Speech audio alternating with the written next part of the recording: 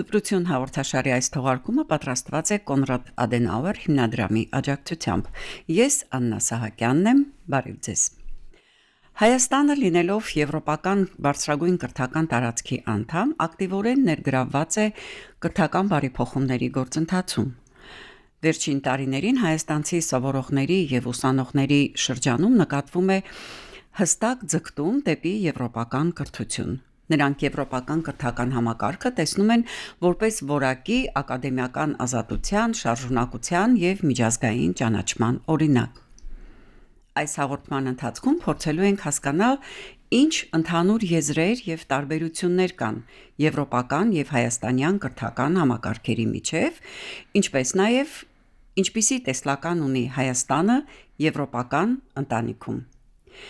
Իմ զրուցակիցն է Երևանի Պետական համալսարանի դասախոս փիլիսոփա, կրթության ոլորտի փորձագետ Սերոբ Խաչատրյանը։ Բարև ձեզ, պարոն Խաչատրյան։ Այսօր Հայաստանը կրթության ոլորտում ակտիվորեն ներգրավված է եվրոպական կրթական տարածքում եւ ձգտում է համահունչ լինել եվրոպական չափանիշներին, միաժամանակ պահպանելով անշուշտ իր ազգային կրթամշակութային ինքնությունը։ Ասեք խնդրեմ, ձեր գնահատմամբ, որոնք են եվրոպական եւ հայաստանյան կրթական համակարգերի հիմնական ընդհանրությունները։ Եթե խոսենք եւ բարձրագույն կրթության եւ հանրակրթության մասին, պետք է նշեմ, որ ընդհանուր իհարկե շատ բաներ կան։ Առաջինը այն է, որ երկու դեպքում էլ կարևորվում է որակյալ կրթությունը, ինչպես Հայաստանը, այնպես էլ Եվրոպան շատ կարևորում են երեխաների, այսպես ասած, ընդհանուր զարգացածության խնդիրները։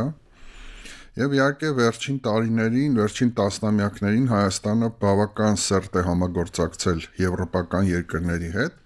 ինչի արդյունքում կարող ենք ասել, որ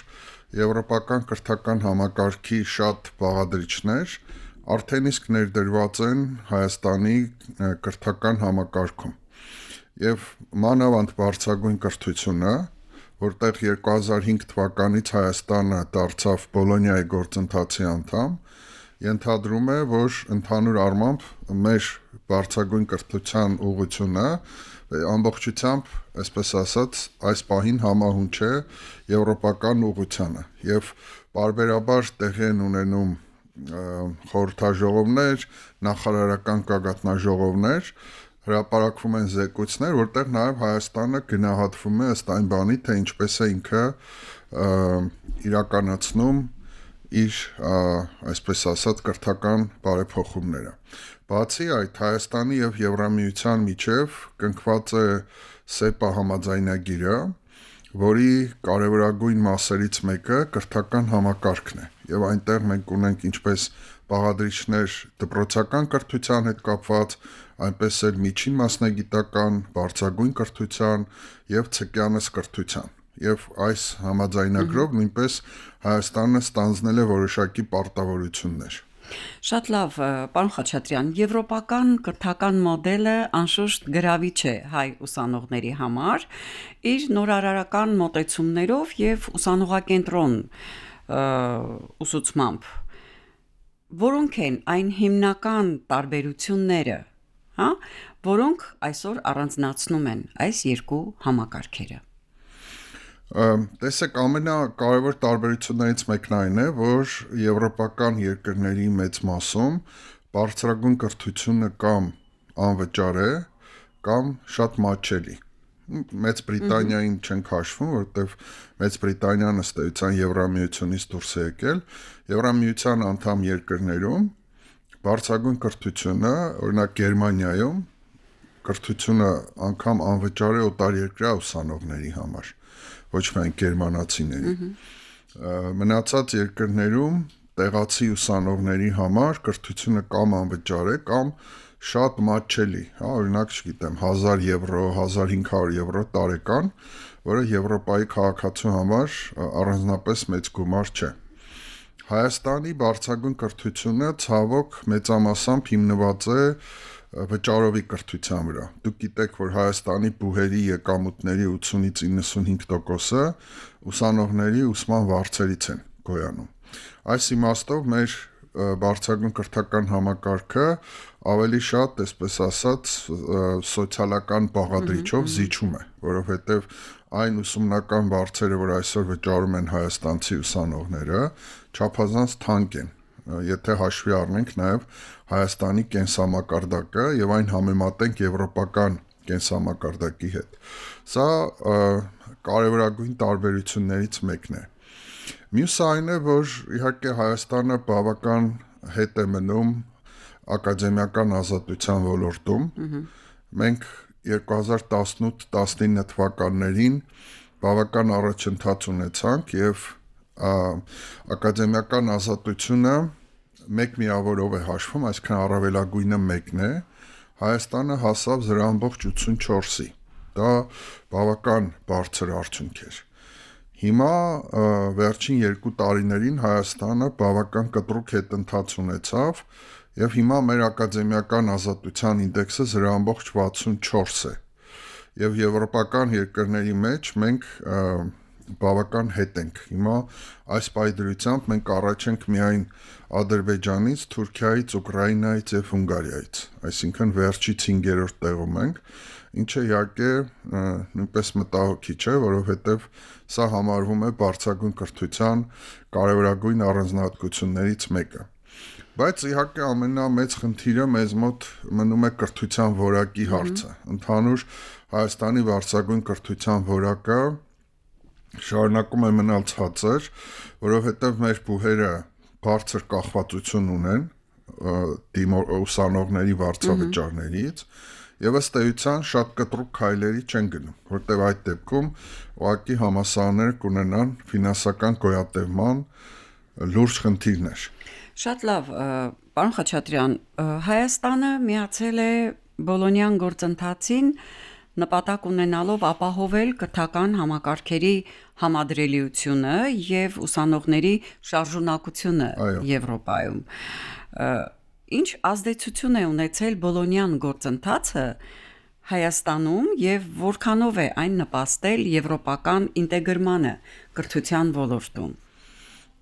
Իհարկե պետք է նշեմ, որ բավական դրական ազդեցություն է ունեցել, որովհետեւ մենք հիմա մեր համալսարանները Erasmus+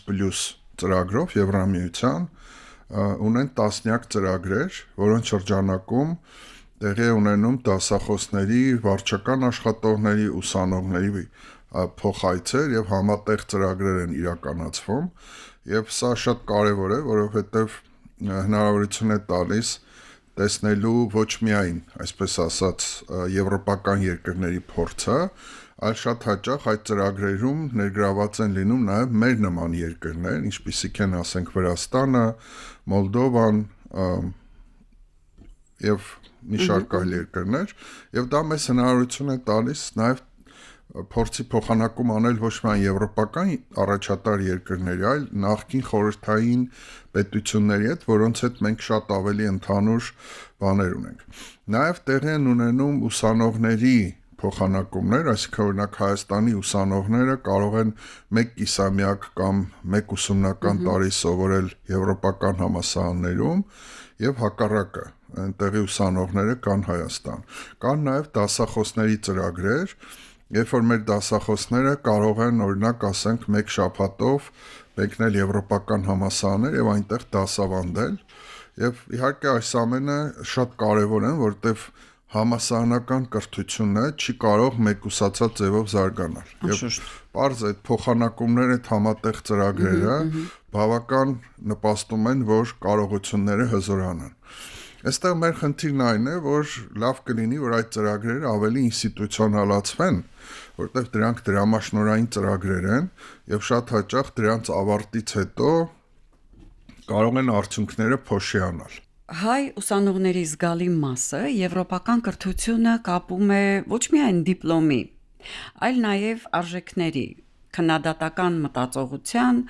պատասխանատվության եւ ակադեմիական ազատության հետ։ Հետաքրքիր է ձեր դիտարկմամբ, որքանով է ուսանողակենտրոն մոտեցումը ներդրված Հայաստանում եվրոպական չափանիշների համատեքստում։ Եթե նայում ենք թղթերով, այո, մեր բոլոր փաստաթղթերում եւ նաեւ վերջերս ընդունված բարձրագույն կրթության եւ գիտության մասին նոր օրենքում ուսանողակենտրոն կրթությունը շեշտադրված է։ Բայց այստեղ մենք ունենք իհարկե լրջագույն խնդիրներ, որովհետեւ մեր ուսանողները եւ նրանց գալի մասը բարձր կուրսերում աշխատում են։ Ու սա բավական խանգարում է բարձրագույն կրթության որակին, որտեվ հաճախ այդ աշխատանքը նրանք իրականացնում են հենց դասերի ժամերին, ինչը բերում է բացակայությունների։ Տեսեք, հիմա այս Բոլոնիայի շրջանակում, երբ որ մենք խոսում ենք ուսանողակենտրոն ուսուցման մասին, նախատեսված է, որ ուսանողների լսարանային ծանրաբեռնվածությունը պետք է նվազի։ Եվ եթե առաջ մեր ուսանողները շաբաթական հաճախում էին 30 ժամ, ինչը ստացվում էր, որ օրական 6 ժամ դաս էին անում, հիմա այդ չափանիշը իջեցվել է 20 ժամի, այսինքն էապես կրճատվել է, ինչու, որովհետև եվրոպական մոտեցմամբ ուսանողակենտրոն մոտեցումը նաև ենթադրում է, որ ուսանողներին պետք է ժամանակ տալ ինքնուրույն աշխատելու, այսինքն նրանք ոչ միայն պետք է գան դասի, այլ նաև դասերից հետո պետք է գրադարաններում տանը ինքնուրույն աշխատեն համալսարանում։ Այստեղ է, որ մենք չենք կարողանում այդ փորձը կիրառել, ինչու, որտեղ մեզ խանգարում է մեր երկրի սոցիալ-տնտեսական վիճակը։ Ուսանողները մեծ մասը ոչ ապահով ընտանիքներից են, հատկապես մարզերից եկած ուսանողների համար ֆինանսական բեռը բավական բարձր է, եւ այն ժամանակը, որ իրենք պիտի ծախսեին, օրինակ, ինքնուրույն աշխատանք անելու վրա, իրենք ծախսում են գումար վաստակելու վրա։ Եվ հիմա այստեղ մենք խնդիր ենք ունենում, մի կողմից մենք ծանրաբեռնվածությունը նվազեցրել ենք, օրինակ շատ ուսանողներ դասի են գալիս շաբաթական ոչ թե 5 օր, այլ 4 օր, որտեղ ծանրաբեռնվածությունը նվազել է։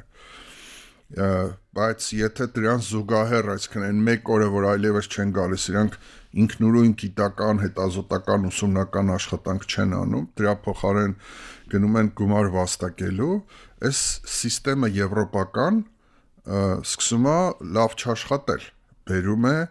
ավելի հետընթացի գիտելիքների եւ հմտության առումով։ Իհարկե սա ոչ բոլոր ուսանողներին է վերաբերում եւ ոչ բոլոր ֆակուլտետներին, որտեղ մենք այսօր այդ բուհերում ունենք ֆակուլտետներ, որտեղ ուսանողների մեծ մասը քիչ թե շատ ապահով ընտանիքներից են եւ ծնողները երեխաներին, այսպես ասած, ապահովում են ամեն ինչով, խնդրելով, որ իրենք բացառապես կենտրոնանան սովորելու վրա։ Իհարկե եվրոպական համալսարաններում շատ կարևոր է արժեքային համակարգը եւ եվրոպական կրթական համակարգը մեծ հաջողությունների է հասել նաեւ շնորհիվ այն բանի, որ ակադեմիական ազնվությունը, ակադեմիական ազատությունը այդ համալսարաններում բավական բարձր է եւ շատ լավ կլինի, որ Հայաստանը նույնպես կարողանա այդ օրինակը վերցնել, որովհետև բարձրագույն կրթության մեջ անհնար է հասնել հաջողության առանց, այսպես ասած, ակադեմիական ազատության, ինքնավարության եւ այս իմաստով իհարկե ես հուսով եմ, որ եվրոպական համալսարանների հետ մեր ծավալած այս համագործակցությունը բավական դրական արդյունքներ կբերի նաեւ Հայաստանի բուհերում։ Պարոն Խաչատրյան, միգուցե այդ արժեքներն են ընդհանուր անվճար կրթություն, հա, որ մեր ուսանողներին ավելի շատ տանում են դեպի եվրոպական համալսարաններ։ Այս սովորող ուսանողները անշուշտ ձգտում ունեն դրսում սովորելու, հատկապես Եվրոպայում։ Ես ինքս էլ եմ եղել եվրոպական համալսարաններում եւ պետք է ասեմ, որ այնտեղ ստեղծված միջավայրը բավական լավն է բոլոր առումներով եւ ենթակառուցվածքների առումով եւ ակադեմիական առումով եւ իհարկե ուսանողները բավական, այսպես ասած, աշխատասեր են, դասախոս ուսանող հարաբերությունները բավական կառուցողական են եւ հիմա իհարկե Բոլոնիայի գործընթացն էլ բավական նպաստեց, որովհետեւ այս գործընթացի շնորհիվ եվրոպական համալսարանները շատ ավելի, այսպես ասած, համատեղեցին իրենց ներուժը եւ հիմա այդ փոխանակումների բաց տարածքը որ կա, շատ մեծ հնարավորություններ է տալիս Եվրոպային եւ դա եվրոպական կրթական համակարգի ուժեղ կողմերից մեկն է, այսինքն այդ շարժունությունը, որը հնարավորություն է տալիս նաեւ մեր ուսանողների, մեր դասախոսներին, այսպես ազատորեն տեղաշարժվել մի համալսարանից մյուսը։ Եվ եվրոպական կրթության առանցքային բաղադրիչներից է դասախոսների եւ ուսուցիչների շարունակական մասնագիտական զարգացումը, ինչը անշուշտ կարևոր ակնկալիք է նաեւ հայ սովորողների համար, ինչի մասին կարծես թե ակնարկեցինք։ Ինչպես եք գնահատում Հայաստանի ուսուցիչների եւ դասախոսների պատրաստվածությունը եվրոպական կրթական միջավայրում աշխատելու տեսանկյունից։ Չէ՞ որ մենք այդ ուղղությամբ էլ քայլեր ունենք։ Այո, մենք հիմա ունենք բազմաթիվ ծրագրեր, դրանցից մեկը ես վերջերս տեսա, որ եւ նաեւ ինքս էլ եղել եմ Էստոնիայում այդ ծրագրի, այսպես ասած, նախնական փուլերում։ Հիմա Հայաստանի ուսուցիչները եւ դպրոցները սերտ համագործակցություն են սկսել Էստոնիայի հետ, որը այս պահին համարվում է դպրոցական կրթության ոլորտում Եվրոպայի առաջատարը։ Լավագույն ցուցանիշներ ունեցող երկիրն է, վերջին տարիներին անգամ շրջանցել է Ֆինլանդիային, եւ հիմա Հայաստանի դպրոցների ուսուցիչները, տնօրենները, այսպես ասած, ակտիվորեն ուսումնասիրում են Էստոնիայի փորձը, իրականացվում են փոխայցեր, վերապատրաստումներ, նաեւ այլ ծրագրեր էլ կան, օրինակ e-twinning ծրագիրը կա, որի շրջանակում Հայաստանի դպրոցները, ուսուցիչները եվրոպական այլ երկրների ուսուցիչների հետ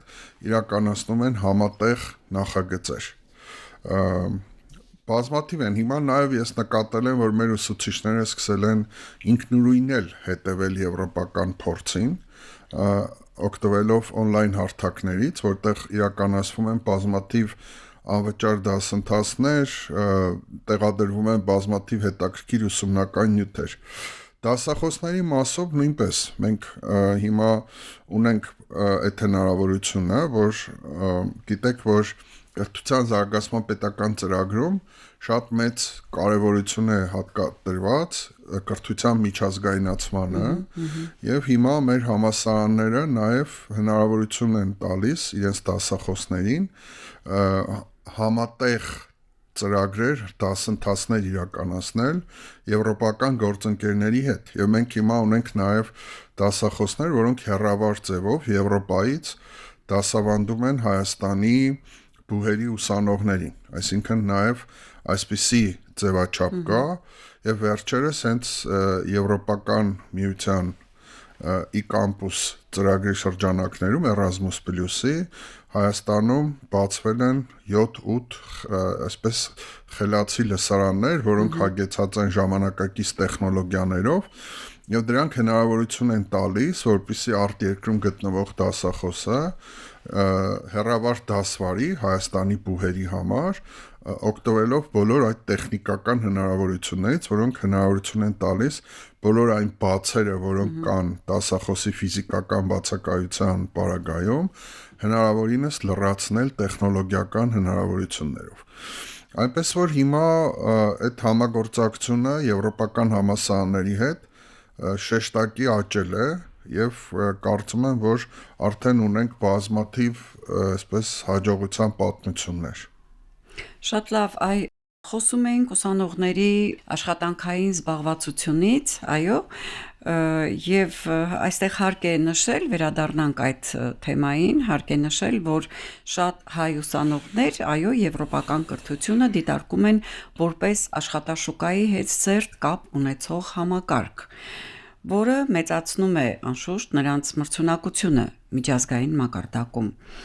Այս շատ հետաքրքիր է, ինչպես կարող է Հայաստանը ամրապնդել կրթություն աշխատաշուկա կապը եվրոպական երկրների փորձի հիման վրա։ Մենք անընդհատ ձգտում ենք այդ կապի ամրապնդմանը, ել ավելի սերտացմանը եւ այլն։ Մենք ունենք բավական հաջողված փորձ միջին մասնագիտական կրթության ասպարեզում, որտեղ նորից Եվրամիության բազմաթիվ ծրագրերի շրջանակներում Հայաստանում ներդրվել է դուալ կրթության համակարգը, որը հիանալի հնարավորություն է տալիս քոլեջների ուսումնարանների ուսանողներին իրենց ժամանակի զգալի մասը անցկացնել հենց գործատուի մոտ։ Այդ դուալ համակարգը հիմա Հայաստանի քոլեջներում իրականացվում է, եւ դա լավագույն օրինակներից մեկն է, որտեղ մեր քոլեջների ուսանողները արդեն ոչ միայն զուտ տեսական գիտելիքներ են ձեռք բերում, այլ նաև գործնական։ Սա շատ կարևոր փոփոխություն էր, որը տեղի է ունեցել Եվրամիության եւ տարբեր եվրոպական կազմակերպությունների աջակցությամբ։ Նաև ունենք աշխատանքի վրա հիմնված ուսուցման այդ համակարգը, որի հայեցակարգը ունի Հայաստանը, սա էլ է հնարավորություն, որպեսզի կրթական համակարգում պրակտիկ բաղադրիչը շատ ուժեղացվի։ Եվ այո, այստեղ մենք շատ բան ունենք Եվրոպայից սովորելու։ Ես ինքս էլ շատ կողմ եմ, որ ուսանողները աշխատեն, տպավորություն չլինի, որ ես դեմ եմ ուսանողների աշխատանքին, ես դեմ եմ դասերի հաշվին աշխատանքին եւ նաեւ այնպիսի աշխատանքներին, որոնք ուսանողին մասնագիտական առումով, այսպես ասած, չեն աջակցում, իհարկե դասերի հաշվին, բայց եթե դասից դուրս ուսանողը սուպերմարկետում աշխատում է, ես այդտեղ էլ խնդիր չեմ տեսնում։ Բայց շատ կարևոր է, որ այն աշխատանքը, որ ուսանողը անում է, կապված լինի իր մասնագիտության հետ, որպեսզի ավարտելուց հետո ինքը շատ հեշտությամբ ինտեգրվի աշխատաշուկա եւ նաեւ իհարկե այդ աշխատանքը տեղի չունենա դասերի հաշվին, այլ դառնա դասի բաղադրիչը։ Եվ այս իմաստով իհարկե այս դուալ կրթության համակարգը, աշխատանքի վրա հիմնված ուսուցումը, նաև միջին մասնագիտական կրթության համակարգում ներդրված է աշկերտության սկզբունքը, դա ենթադրում է, որ ուսանողը կցվում է ինչ-որ մի վարպետի եւ այդպես ինքը նաև գործնական փորձ է ձեռք բերում հենց գործատուի մոտ եւ սա էլի շատ մեծ դեր ունի։ Չնայած հայ ուսանողների եվրոպական կրթության նկատմամբ մեծ հետաքրքրությանը, այնուամենայնիվ մեր երկիրը նպատակ ունի զարգացնել տեղական կրթական համակարգը, դարձնելով այն միջազգային մակարդակով մրցունակ։ Դրա վառ օրինակն են միջազգայնացման ձգտող եւ բուհերը եւ բուհերում առանձին կրթական ծրագրերը։ Ասեք խնդրեմ, ձեր կարծիքով ինչպիսին պետք է լինի Հայաստանի կրթության երկարաժամկետ տեսլականը եվրոպական կրթական տարածքի շրջանակում։ Բազմաթիվ ջանքեր են դնում, օրինակ ես ուզում եմ նշել, որ Հայաստանի բազմաթիվ դպրոցներ արդեն իսկ ներդրել են միջազգային բակալավրիատի ծրագիրը դպրոցներում, որը էլի եվրոպական շատ հայտնի ցանց է։ Առաջինը ներդրեց Շիրակացի ճեմարանը, Քվանտը ունի այդ ծրագիրը, իրականացնում են նաև ճարտարագիտական համալսարանը, էլի կան մի քանի հաստատություններ, որոնք իրականացնում են միջազգային բակալավրիատի այդ ծրագիրը, եւ այո, սա էլ շատ կարևոր է։ Իհարկե Հայաստանը, այսպես ասած, այս պահի դրությամբ իր կրթական համակարգը եւ դպրոցական, եւ միջին մասնագիտական, եւ բարձրագույն կրթությունը փորձում է, այսպես ասած, ներդաշնակեցնել եվրոպական միության կրթությանը եւ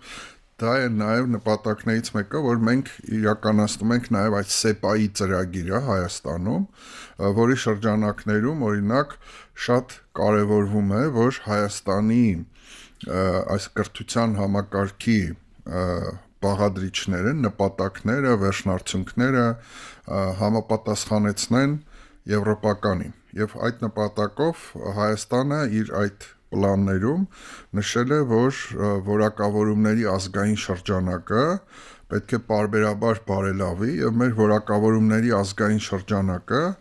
ըստ էության համահունչ է եվրոպականին։ Եվ հիմա էլ արդեն այս տարի Հայաստանը սկսում է որակավորումների ազգային շրջանակի հավաստագրումը, դա շատ կարևոր գործընթաց է, Դա ինչ է նշանակում։ Դա նշանակում է, որ այն վերջնարդյունքները, որ ունեն մեր կրթական տարբեր աստիճանները, նախադպրոցականից սկսած մինչև հետբուհական, պետք է համահունչ լինեն եվրոպական կրթական տարածքի պահանջներին։ Հիմա այս զեկույցը, եթե Հայաստանը ավարտի, եւ հաջողությամբ անցնենք մենք դա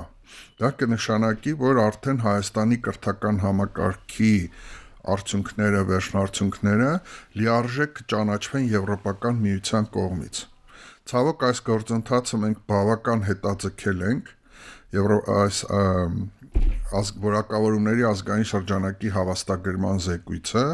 դա ըստ նախորդ մեր պլանների պետք է արդեն 22-23 թվականին հաստատված լիներ, բայց այս պահի դրությամբ դեռ հաստատված չէ, սակայն այս տարի սկսվել է գործընթացը եւ նախարարությունը նախատեսում է, որ 4-5 տարվա մեջ այդ գործընթացը կավարտի։ Դա իրոք մեզ համար շատ կարեւոր է, այդ հավաստագրումը, որտեղ դա հավաստագրումը վկայելու է, որ մեր կրթական համակարգը համահունչ է եվրոպական կրթության, այսպես ասած, որակավորումների ազգային շրջանակին։ Այո, եւ շատ կարեւոր անշուշտ երկրի համար։ Շատ լավ եւ այսօր փաստորեն մեր զրույցը ցույց տվեց, որ եվրոպական եւ հայաստանյան կրթական համակարգերը ըստ էության մի քիչ ավել, մի քիչ պակաս, բայց ունեն ընդհանուր նպատակ զարգացնել մտածող, պատասխանատու եւ մրցունակ քաղաքացի։ Հայ ուսանողների եվրոպական կրթության նկատմամբ ձգտումը հենց դրա վկայությունն է եւ անշուշտ վկայում է համագործակցության մեծ ներուժի մասին։ Դե իսկ մեր երկիրը կրթությունը դիտարկում է որպես կամուրջ դեպի Եվրոպա, միաժամանակ պահպանելով, կարծում եմ, իր լեզվական, մշակութային եւ ազգային ինքնությունը։ Եվ շնորհակալ եմ, պարոն Խաչատրյան, այս հետաքրքիր արժեքավոր դիտարկումների եւ փորձագիտական գնահատականների համար։ Շնորհակալություն։ Հիշեցնեմ, հաղորդումը իրականացվել է Կոնրադ Ադենաուեր հիմնադրամի աջակցությամբ։ Տաղավարում աշխատեց Աննա Սահակյանը։ Մինչ հանդիպում։